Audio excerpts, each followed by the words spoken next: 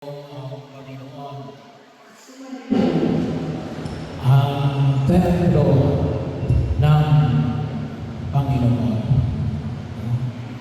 Bahagi ho na makita natin sa mga pagbasa na ito ang mga pinahalagahan. Una ay yung ipinahayag ni Propeta Ezekiel. Ano ba kayo itong templo na ito na sinasabi may tukan sa altar na nagdudulot na buhay sa mga sumasamba nito. Ito bagay tumutukoy sa unang templo ng Jerusalem. Hindi yun. Bahagi yun na kung saan ay noong ipinahayag ni Propeta Ezekiel mga bagay na ito sa kanyang aklat mula sa chapter 40 hanggang 48 ay nasira na yung templo ng Jerusalem. Yung unang templo ng Jerusalem na gawa na ulit kasi sinalakay sila ng mga Babylonian. Ang tawag na natin ito yung panahon na sa tinawag natin Babylonian exile. Ano yung present day Babylon? Iraq. So, nung sila yung sinalakay, sinira nila ang templo ng Jerusalem. So, yung sinasabi ni Ezekiel, hindi yun. Kasi sila ka, hindi pa naman nagagawa yung ikalawang templo ng Jerusalem kasi later pa. More than 10 years pa pagkamatay ni Ezekiel or more na naitayo yung ikalawang templo ng Jerusalem na sabi nga rito ay 46 na taon na itinayo. Pero particularly yun ay nung inayos ni King Herod the Great, yung templo ng Jerusalem na tumagal ng 46 na taon na sabi ni Jesus ay sirain mo ito at itatayo mo sa loob ng ikatlong araw.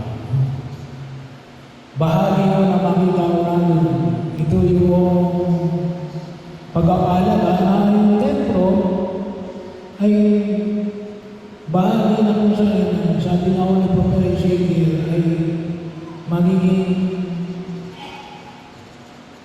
bukal ng buhay ng mga mananampalataya.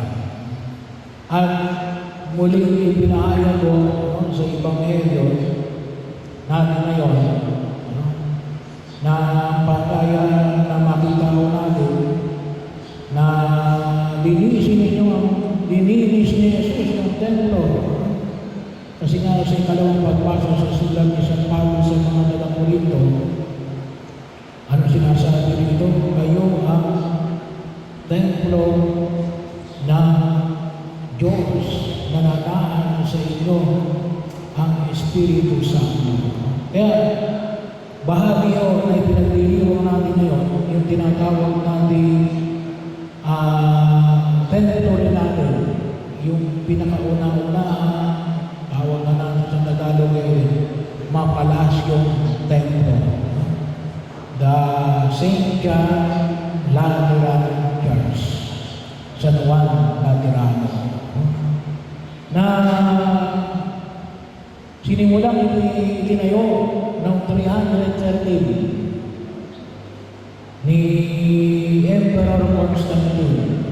Ito yung tinatawag natin pinakauna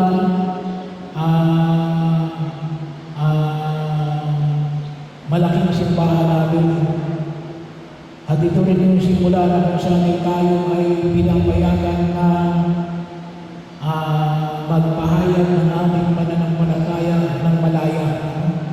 Kasi sa loob ng 300 taon ay itinuring tayo mga kriminal ng Roman Empire. pinapakain sa leon, pinaglalaruan ng mga gladiators noong unang 300 taon. Pero nung si Emperor Constantine namuno, pinayagan niya tayo ay malayang makasamba sa ating Diyos. At ang unang simbahan na malaki na ipinatagal, itayo, at yun din kung tawagin natin cathedral na obispo ng Roma, kung tawagin natin ng Santo Papa, ay ito St. John Lateran. St. John kasi ginawa sa mga sa ating santo, at Lateran kasi ay ang nagbigay nito ay mula sa pamilya Lateran. So bahagi yun na kung saan ay makita ko natin na sabi nga natin yan, yung pagtatalaga noong 423 na siya ay pinagdiriwang natin na magpaalala sa atin ng dalawang bagay. Ang una, kapag sinabi natin simbahan, iglesia, bahay ng Diyos, yung building, itong building. Ito ang simbahan na kinakailangan natin gamitin. Bagamat sabi natin pwede tayong magdasal anywhere, ito yung proper place na nawa magamit natin sa ating mga panalangin. Kaya nga ang ginawa ni Jesus, aalis niya ang mga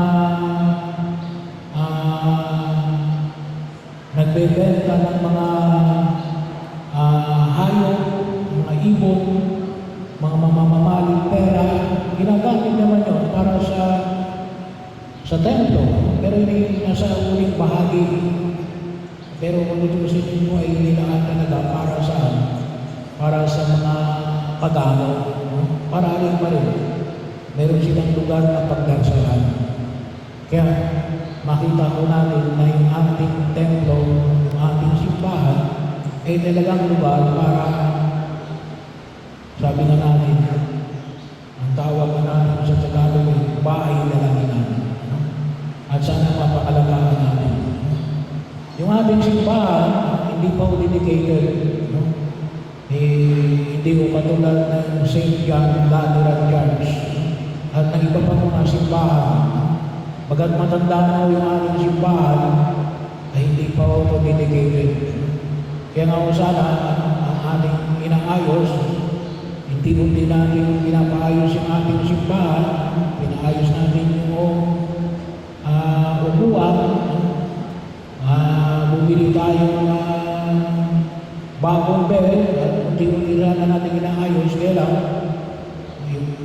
medyo napigilo ngayon, gawa na yung hall natin, kasi tumutulong. Pero talagang plano sana natin makomply natin yung mga requirements para maitalaga rin natin yung ating simbahan. Padala na yung mga simbahan na dedicated. Makikita ko kayo sa loob ng simbahan na mga dedicated, yung may krus sa poste, 12, at mayroong ilaw. Ayun, dedicated church yun. Katulad na St. John Lateran na itinalaga sa Diyos mula pa noong taong 324. Bahagi nito ng ating patuloy kapag sinabi rin natin, sabi nga natin simbahan, ay alin, yung bayan ng Diyos, tayo. Kayong mga layo, kayong mga mga buhay kong sagrado, tayo ay kabilang sa simbahan. Yun ay pinahaya ko sa ikalawang pagbasa sa sulat ni San Pablo sa mga taga-Corinto. At ano yung panyaya? Huwag nating sirain ang ating templo. Kaya bahagi yun ang nawa makita natin. Kaya patuloy natin pangalagaan. Ano siya rin siguro, sa mga hamon ng kasalukuyang panahon, ay itong usapin ng korupsyon. So, kinakailangan natin na sana po ay mapagtibay natin na maiwasan at huwag natin hayaan na manatili ang kultura, naging kultura na ho yung korupsyon at saka yung padrino system. Ano yung padrino system? Kahit mali, okay lang kasi bakit may padrino ay sana po ay bahagi yun at bahagi yun ng ating palagay din na kaya pinalagyan natin sa ating mga friends yung puting ribbon sa mga electric pa natin at doon sa dalawang ngayon sa harapan bilang pakikisa natin sa anumang uri ng korupsyon at makita ko natin, sabi ko natin, kultura na, hindi lang po yung DPWH, marami yung ahensya ng gobyerno at maging sa pribadong sektor na kung saan ay makita ko natin. Siguro sabihin naman natin natin, hindi naman ako kontraktor, hindi naman ako mga politiko, hindi naman ako sabi nga natin ay kasama dyan. Alam nyo, sabi nga natin ay kasi hinayaan natin kung makita ko natin kayo baga ay nakapanuhol. So, unknowingly ay parang pinapayagan natin ang ganitong uri ng sistema. Ang kinakailangan na sana po maging tuloy-tuloy na. Marami na ngayong mga sektor na kumikilos katulad ng mga mayors for good governance, digital creators against corruption, o iba't iba pang mga grupo na itinalaga para makita nila yung pakikisa nito na nawa ay maging bahagi ng ating paglilinis. It is a form of purification at tayo bilang simbahan kasi mga kasama rin natin ito, iba rin yung mga Katoliko ay bahagi na kung saan yung nakita natin na kinakailangan natin ayusin. Huwag natin hayaang masira. Bakit? Nananahan sa atin ng ating Diyos. At sana, hindi tayo kukuha ng lakas. Kasi kung minsan sabi natin, mahirap pala maraming ito. Kapag ito ay mga nakatayo na. At hindi natin kumisan nakikita, bagamat alam natin. Pero sabi nga natin, ay bahagi ito na paglilinis na ginawa ni Jesus sa templo ng Jerusalem. Kasi tayo ang mga bagong templo ng Diyos. At nawa, patuloy tayong pamayanihan ng Espiritu Santo. Nanaisip natin na ipagkaloob, kaya mayroon tayong ibinyagan na yung tatlo, at mayroon rin tayo ngayong kukumpilan, ibig sabihin ng kumpilin, confirmation, muling pagkatalaga ng pangako kung tayo binyagan na tayo ay lukuban ng Espiritu ng Diyos upang gabayan tayo sa pagkilos na ito upang tunay tayong pinananahanan ng ating Diyos. Lumapit po yung mga ibinyagan at mga kumumpit.